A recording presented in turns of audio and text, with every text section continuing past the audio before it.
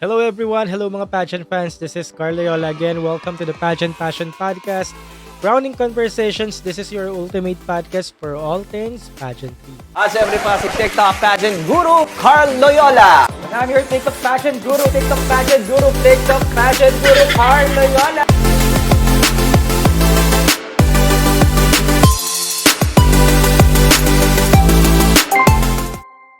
Kumusta everyone? Ayan, medyo mala tayo ngayon for this Sunday morning kasi nga marami nangyari ng maraming nangyari ng mga nagdaang linggo.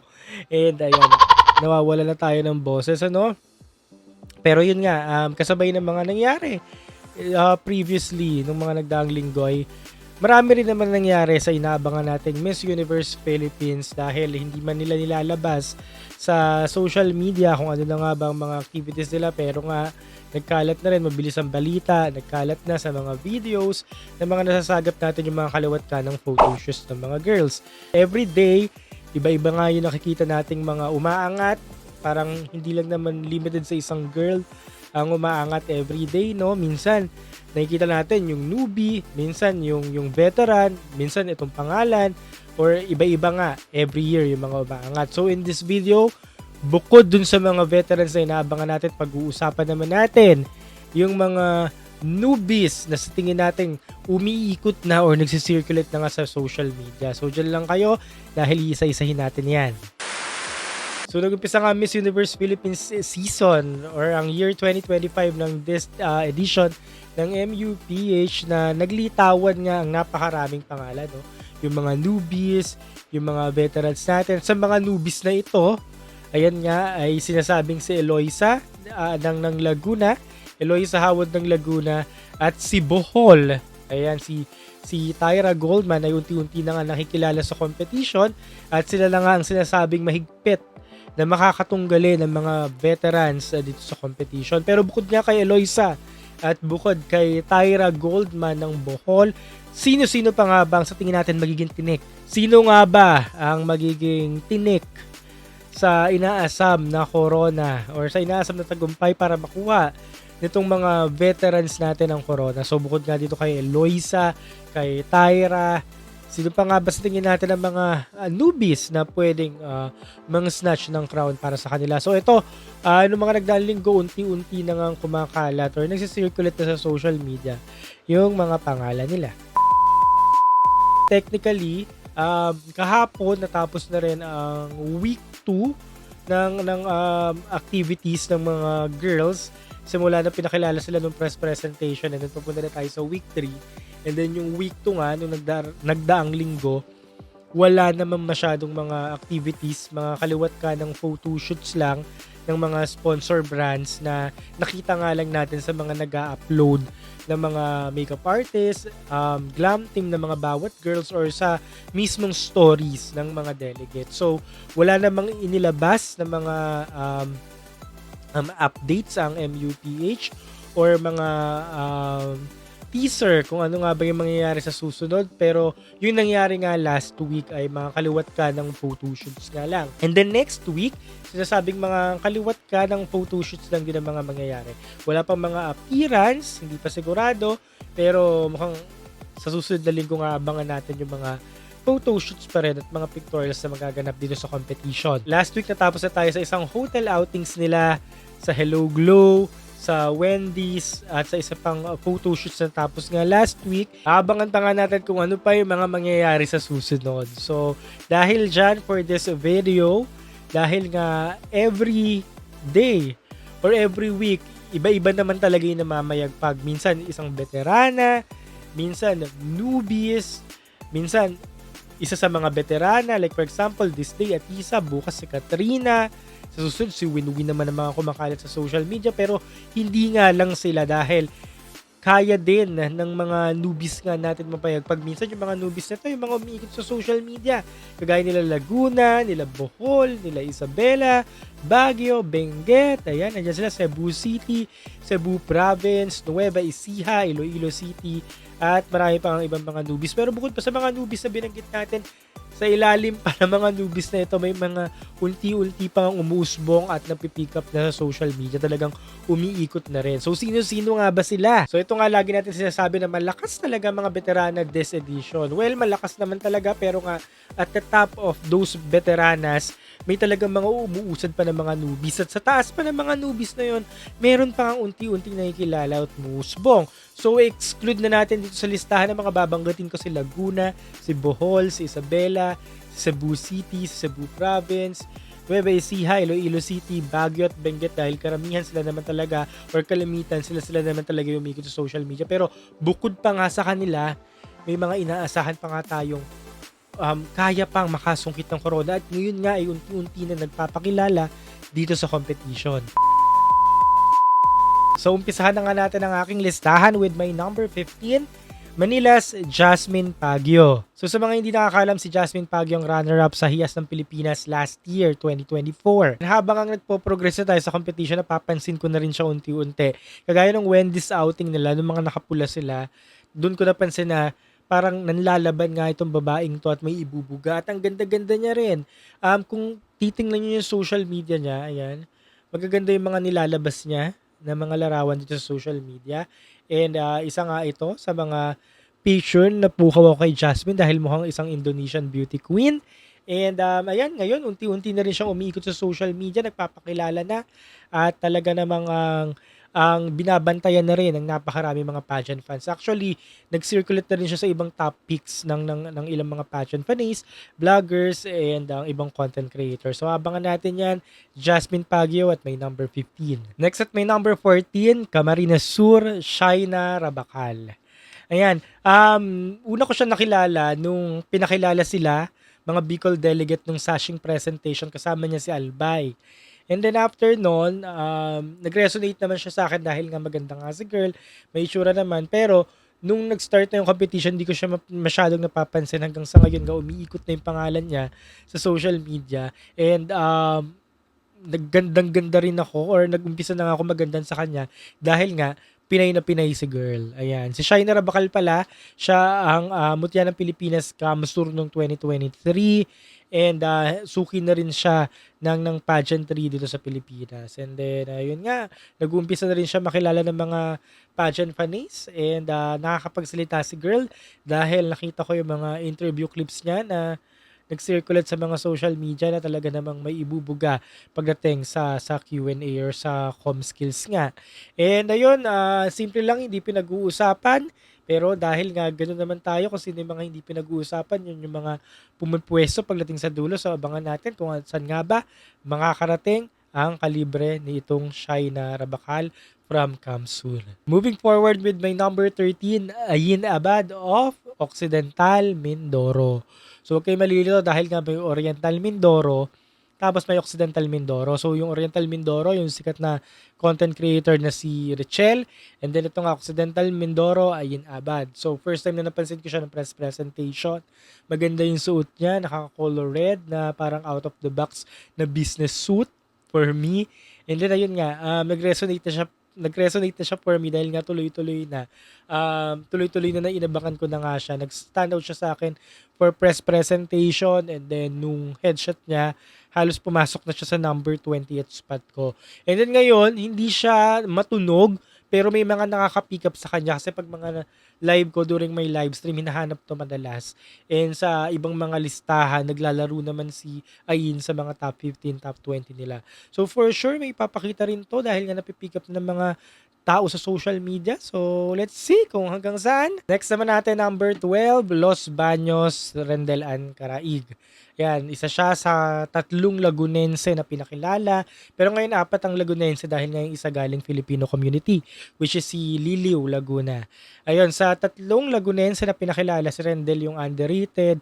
Laging nasa dulo lang siya, nasa likod, nasa huli. Pero talaga may ipapakita at may ibubuga nga si Rendel. Na-pick up na siya ng mga pageant fans recently dahil hindi nga lang din ako nakapansin. Marami rin tayo, marami kayo na lumalati na nga. Ang ganda nito ni Rendel at unti-unti na nga siyang nagbo-bloom on the right spot, the right time. So ayan, ito na nga, pinakilala na or ito na nga, nagpapakilala na si Rendel sa competition. So unti-unti nang umakyat. So tingnan natin kung hanggang saan makakarating hanggang finals. At may number 11 is Bago City, Negros Occidental, Kayla Usison. Ayan. Si Kayla laman yan ng ilang mga topics or karamihan siguro ng mga topics recently lang. Topics nila sa headshot at talaga napansin nila itong si Kayla dahil nga sa kanyang kakaibang headshot na labas nga ang ngipin. Talagang ngiting-ngiting, saya-saya niya sa headshot at ayun nga, yung headshot na yun dahil nga masaya siya doon, yun yung nagdala sa kanya para mapansin ng mga pageant fans dito sa competition. Ayan, maraming pumili sa kanya actually. Isa siya, si Davao, tsaka siya maraming pumili sa kanya sa headshot kaya naman nakilala na siya sa competition habang nagpo-progress tayo. And then yun nga, galing siyang Filipino community, Filipino Society of San Francisco, ayan, USA. And ayan, umakyat siya sa aking 11 na listahan dahil nga yun sa nagawa niyang iyon at nag-resonate na siya sa mga pageant fanays. At may number 10, isa nga rin sa mga Filipino community na napaka-rare ng representation dahil nga siya ay nagrepresenta ng Ifugao na bihira representa sa pageantry, no? So ayan siya si Valerie West. Galing siyang Filipino Society of New York na umakyat nga sa aking pang-10 listahan dahil nga unti-unti na rin siyang umiikot sa social media. Napapansin ng mga tao yan dito, ng mga fans na nagagandahan nga daw sila kay Valerie at sinasabi nga na parang pwedeng tumisod ng isa sa mga titulo na ipamimigay sa MUPH. So ito, talaga namang face card ng Valerie at matagumpay ang mga Philcoms last edition dito sa MUPH. So baka isa rin ngayon si Valerie na maging victorious pagdating sa finals. Abangan natin yan. At may number 9 ito, obvious na umiikot na talaga to after ng press presentation. Taylor De Luna of Malay Aklan. Ayan, wala na tayong pagtatalunan sa kanyang mukha na face card talaga. Bata, ayan, perfect ang mukha. Kasi sabi nga ng ibang mga pageant fans, mukha nga daw Indonesian na beauty queen. Ayan, marami siyang kamukha. At sa ibang mga kilalang content creator, mga pageant vloggers, talagang mataas ang inakiyat na pwesto nito ni Malay Aklan. Nasa 1, 2, yung iba nag 3, 4, 5 at yun dahil mataas ang pwesto ni Malay Aklan sa ilang mga topics, no? So mataas na rin ang expectation sa kanya, no? Talagang umariba na, talaga nagkaroon na ng recall yung pangalan. So, saan nga ba aabot ang nagawa ni Malay Aklan habang nag-umpisa yung competition? Abangan natin yan sa finals. At may number 8, galing din sa Filipino community na mataas din ang inakyat sa ilang mga top picks. Ayan, from Lucena City, representing the Filipino Society of Sydney, Bella de la Cruz. Ayan, unti-unti na nga nakikilala ngayon si Bella dahil sa kanyang headshot na itong headshot na ito mataas din ang inakyat sa ilan sa mga kilalang content creators, vloggers, and pages. And talagang totoo naman, dahil ako mismo, kahit ako napansin ko talaga na may ibubuga tong headshot na ito. And then nakita na nga rin natin si Bella sa personal at talagang may ibubuga rin talaga pagdating dito sa competition. Hindi basta-basta, okay din ang communication skills. At ayun nga, nalalaban din talaga si Bella. And ayun, good thing, good move yung naging headshot niya dahil nga nakilala na siya unti-unti ng mga pageant fans. Ayun nga, nag-uumpisa nang umiikot ang pangalan dito sa competition. Next up at may number 7 spot, Amanda Russo, na galing naman Filipino Society of Pennsylvania na ngayon ay nagre-representa ng syudad ng Pasay. Ayan, napakaganda ng hulmahan nito sa personal. Ang ganda ng proportion. Talagang beauty queen. Though yung headshot niya na nilabas last week ay hindi nga lang nagbigay ng justice sa kung ano talaga yung itsura niya sa personal. Pero ayan, asahan nyo na talagang kung may gusto kayong hulmahan ng beauty queen, yung talagang sinaunang beauty queen ng prototype, talagang ito, si Amanda na iyan. Kaya naman umakyat siya sa number 7 list ko kasi nga talagang umikot na siya ngayon sa mga social media. Marami na nag-aabang ngayon kay Amanda sa mga outings niya, sa mga activities nila. Talagang namumukadkad na. Alam niyo yun, talaga nagbo-bloom na. Kaya naman sinasabing kagaya ng mga matatagumpay na Philcom last year, isa rin siguro si Amanda sa makakakorona or malayong mararating this finals. Sa aking number 6, ayan, pumasok sa listahan ang Iligan City at ang Butuan City. Si Iligan na si Juliana Fresado na talaga namang face card. Hindi na talaga may kakaila na isa siya sa face card or ang face ng MUPH 2025. Siyempre, bata at talaga na mga magandang rehistro sa camera pang-artista ang ganda at umiikot na rin pinag-uusapan sa social media. And on the other side, Butuan City, Jaden Banaga na malayo ang inakyat sa listahan ng ilan sa mga kilala nating creators or analysts dito pagdating sa pageantry at sinasabi ngayon nga kambal ni Katrina Di Maranan at ayun ay sinasabing makakakuha rin ng spot pagdating ng final. So abangan natin kung hanggang saan ang ilalagi or ang spot na makukuha ng dalawang ito come to the finals. At ayan, punta na tayo sa top 5 at may number 5 spot. I'll give it to Tacloban City, Angela Cabel. Kasi nga po si Angela after press presentation napansin na ng ilan sa mga pageant fans and then nung nag-umpisa na yung mga activities, ayan, hanggang sa lumabas na mga headshot, umiikot na siya sa mga social media, sa mga pages, ayan, sa mga content creators, vloggers, hindi lang pinag-uusapan. Pero laging nandito yung pangalan ni Angela Cabel. Yan, isa na rin siyang mother sa competition, married, may anak na, and ayan, kagaya sila ng inclusive category or inclusion side ni Win-Win. At yun nga, umakit siya sa number 5 ko ngayon dahil talagang may ibubuka ka or ibubuga nga si Angela pagdating sa competition. Ayan, face card nga rin daw at sinasabing malayo rin na mararating dahil ayan, nakakitaan na nga ng potential ng mga pageant fans. Next, number 4 natin, Davao ang nag-trending dahil sa kanyang headshot. Ayan na nga, si Angela Pasco na galing din Filipino Community of Hawaii. Ayan, yung lumabas, yung headshot nila, isa nga si Davao o baka siya na nga talaga yung pinaka-trending sa kanilang lahat dahil nga sa very raw na itsura niya dun sa kanyang photoshoot. Ayan nga, ay very Pinay nga daw, ayan, na talagang very Hawaii dahil with the flower, very Hawaii talaga, no? At ayan, napansin ko rin siya during the headshot challenge.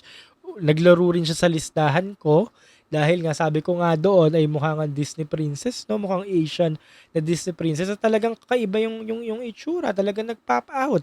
At talaga namang umikot na sa mga pageant fans, ayan, niroot na ng ilan dun para sa mga second tier crowns. And ayan nga, masaya nga or alam niyo yon, masarap sa feeling na nakakatisod tayo ng mga bagong mukha dito sa competition, no?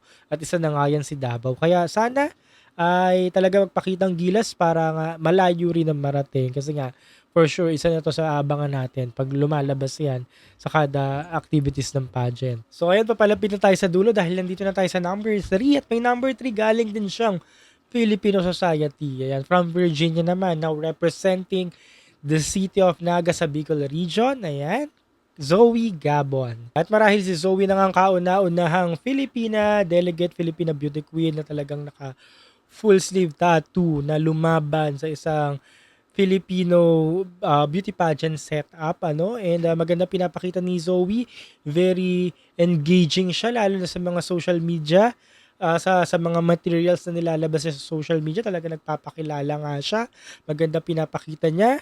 At ayan, talagang alam kung saan didikit, alam kung paano lumaban dahil laging napipick up ng mga media every activities last week. Kaya naman, unti-unti na siyang nakikilala sa competition at bawat nga mga pages, mga creators, ayan, mga vloggers, nasa listahan siya.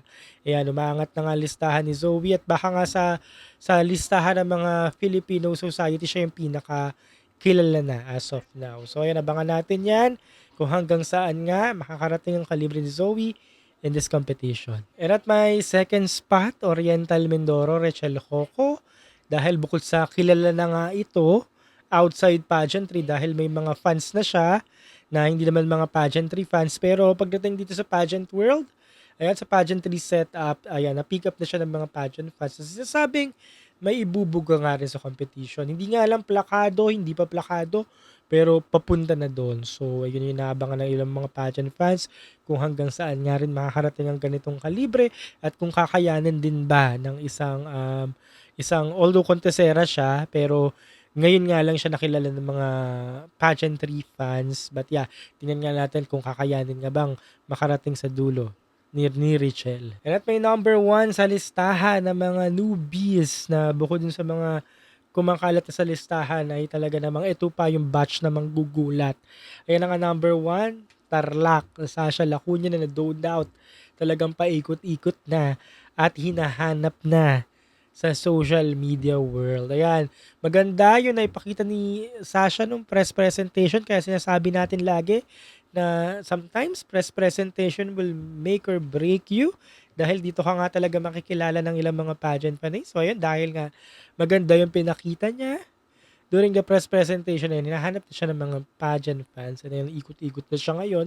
So ayan, kaya nasa number 1 ko siya sa aking listahan. And yung mga nagdaang activities nila noon, naalala nyo, no? Nagkalat na rin yung mga picture niya. Hinanap din siya ng mga media, pinicturan, pinost sa mga litrato. At ayun, wala pa rin umintes ang mga pictures, emotions, ganyan. So ayan, puro positive pa rin ang response sa kanya ng mga madlang pageant fans. Kaya naman abangan natin kung hanggang saan ba maipupush ni Sasha dahil nandun na si Sasha eh. Nandun na hanggang saan ba maipupush ni Sasha yung kalibre niya para makatisod ng corona or sakaling makuha ang coveted na Miss Universe Philippines crown.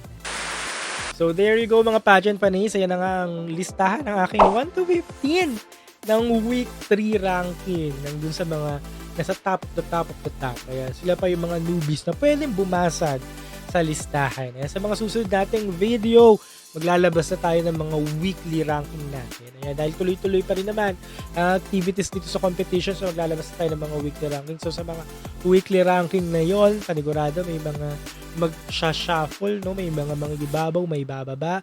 So ayun yung next topic natin for next episode. So again, shoutout muna sa mga viewers natin dyan na laging present, walang absent, na laging nagpapalista dyan sa comment section. Kung may mga gusto kayo ma-topic natin sa mga susunod na episode, i-comment nyo lang dyan para ma-topic natin yan. At gusto nyo shoutout ko kayo yan, comment your name dyan sa baba para shoutout lang tayo sa susunod na episode. Again, my name is Carl Loyola and this is the Pageant Passion Podcast. See you on the next video. Paalam. At syempre pa si TikTok Pageant Guru, Carl Loyola. And I'm your TikTok Pageant Guru, TikTok Pageant Guru, Carl Loyola.